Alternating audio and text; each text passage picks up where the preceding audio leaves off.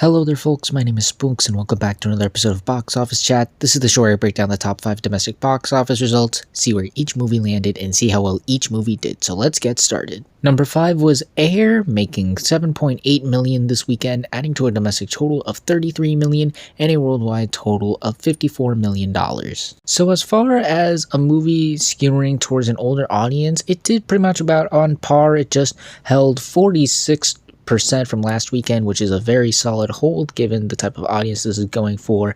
It seems to be gelling well with that type of audience, and it surpassed 50 million worldwide. It should get to that milestone domestically very soon, and maybe it will even have a chance of surpassing its initial $90 million budget worldwide. But therein lies the problem. The film costs $90 million, and surpassing it worldwide ain't gonna cut it. I do think that this budget was a bit too risky. Maybe if they dialed it back, maybe $50 million, we would be looking at this like, oh, this movie's doing a-okay. It has a shot at doubling it. But yeah, they went with 90, and unfortunately that's having a bit of a drawback to the film's overall performance. So while not doing terribly, it's still exceeding my expectations. I'm sure it'll continue to leg out very well outside of the top 5, and who knows, maybe it'll be able to surpass its $90 million budget. But as far as being a certified box office success, I'm not too sure about it, because again, movie costed $90 million and it still has a way of going to surpassing that worldwide. Number 4 was Renfield, opening with $8.02 million this weekend domestically and $10 million worldwide. So unfortunately, not only did this movie not meet expectations, it fell really below expectations. Even mine, and those expectations of mine were pretty lackluster at best. I thought there might be a bit of an interest, Dracula and Nicolas Cage, that could probably spark an interest, and reviews initially were very solid. As we got further into the week, closer to the release date of the movie, it became very mixed overall. But even then, I thought, maybe it'll still have that curiosity in it, but no, unfortunately, this is a pretty bad opening, especially for the budget, as it apparently costed $65 million, which is way more than I was expecting for a movie about Dracula's assistant. Speaking of that, I do feel like this movie was a bit too niche for the general audience. The fact that it was about, it's Dracula's assistant. I don't think a lot of people really remembered that he had an assistant. Maybe that's just me, and I also just didn't see the buzz or the hype or the interest that I saw with these other crazy out there Universal films like Violent Night, Megan, and Cocaine Bear most recently. So unfortunately, I don't think this movie is going to do very well. Even if it legs out, it still is unfortunately a pretty big flop overall, and that sucks, but hey, what are you gonna do? Number 3 was John Wick Chapter 4, making $8.04 million this weekend, adding to a domestic total of $160 million and a worldwide total of $349 million.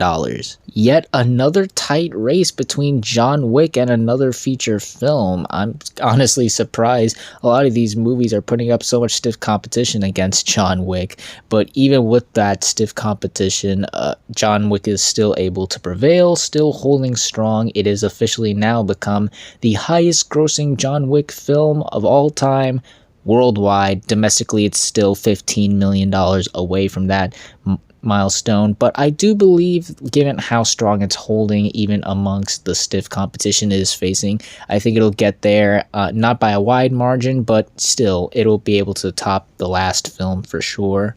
And also, again, with it being the highest grossing film worldwide, having that accomplishment let alone is pretty admirable, to say the least. I don't see how anyone is really upset with how well this movie is doing. We'll see if it can get to $400 million worldwide. I think that might be a bit of a reach, but I do think it'll get very, very close. It's just, that second weekend drop really hurt it, unfortunately.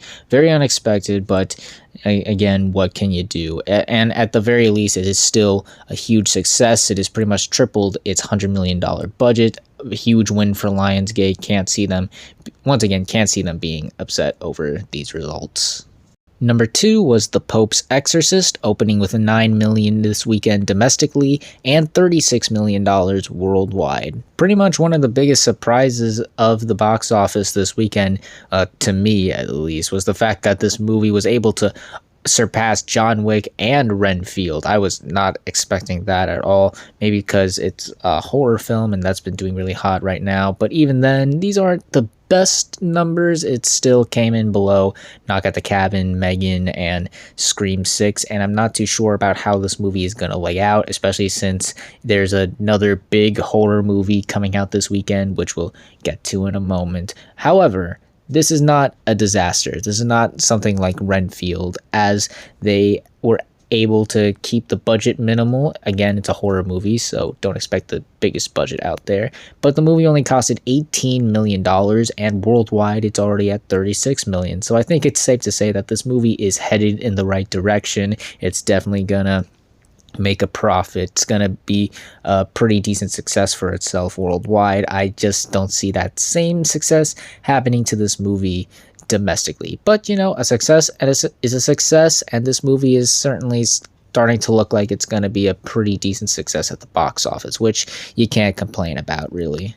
And finally, let's end the video off with the number 1 movie of the weekend, which was, for the second weekend in a row, the Super Mario Bros. Movie, making $92 million this weekend, adding to a domestic total of $353 million and a worldwide total of $677 million.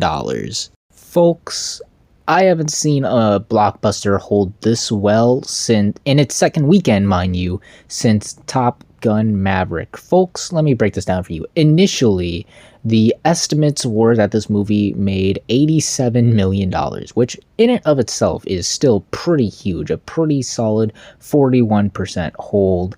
Excellent. But then the actuals came in, and I guess that meant that Sunday had a huge boom, as of course the movie increased to $92 million, indicating a 37% drop off from the previous 3-day weekend. That is insane. Word of mouth is really killing it with this movie. Pretty much everyone is obviously going to see this movie, loving it, encouraging everyone else they know to go and see it. This is the movie to see right now, and I am just astounded by this performance overall, and I had really high expectations. I was not expecting this movie to do as well as it's doing right now, and I had probably some of the highest expectations out there, and it is amazing how well this movie is doing, as it is now officially the highest grossing movie of the year, both domestically and worldwide. It was able to surpass Ant-Man and the Wasp: Quantumania domestically, and it was also able to surpass that film along with The Battle at Lake Changjin and Full River Red, 2 Chinese films, which again, very impressive. I think 700 million worldwide is pretty much locked and loaded right now, as well as 400 million domestically, and I do believe we will see this movie surpass the coveted $1 billion mark worldwide, becoming the first film of the year to do so very, very soon, and I cannot wait to see this movie surpass that. It had the best second weekend ever for an animated film, topping Frozen 2 and Incredibles 2. Absolutely insane numbers, and looking at these numbers now, I'm honestly don't even know which other movies can even surpass this movie to become the biggest movie of the year. I'm dead serious. I think this movie is probably going to end up being this year's biggest film. I know we're almost at the summer movie season, and I'm certain some movies are going to top its 3-day opening weekend, but as far as its final gross, both domestically and worldwide, I just don't see anything else topping this. Maybe Indiana Jones comes a close second, maybe even Barbie or something could surprise, but right now it's looking very unlikely that anything tops this movie. It's just doing incredibly well right now, and I'm very happy to see it doing as well as it has. Again, it only costed $100 million. It's made well over the doubling point of that film, and yeah, this is an outstanding performance for the Super Mario Bros. Movie. And those were your top 5 domestic box office results for this weekend, but we're not quite done yet, as we've got another week ahead of us and new movies hitting theaters.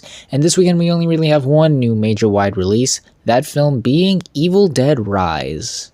This is, of course, a new iteration of the Evil Dead franchise, as well as the next new big horror film of the year. And look, Warner Brothers, let's just state the facts. It's been a terrible year for them, but in all honesty, I think this might be potentially their first real big hit of the year. It's a horror film, so I can't imagine it costed that much, and horror has been dominating. Again, look, Pope's Exorcist is technically a box office success worldwide at the very least, and of course stuff like Megan and Scream 6 did very well, and I see that trend continuing here. The buzz is very strong. Reviews so far are outstanding.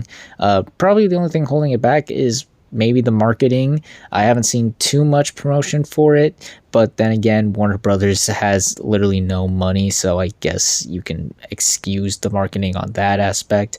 But yeah, overall, if any movie could get the slightest bit closest to Mario's extraordinary run this month, I assume it would be this. It's not going to be by much by any means, but I do think for a horror film and the fact that it's going up against Mario, I think it'll probably end up being a pretty decent hit and have a very solid opening given probably its cheap budget. So yeah, I have pretty solid expectations for this movie. I think it'll do pretty well, but we'll see how well this movie truly does, as well as the rest of the movies that land in the top 5 on the next Box Office Chat. And that's gonna do it for this week's episode of Box Office Chat. What did you all think of the results? Were you satisfied, unsatisfied? Comment down below and let me know. If you like this video, hit the like button. If you like this channel, hit the subscribe button. Follow me on all the social media links right there. And until next time, everyone, stay sharp.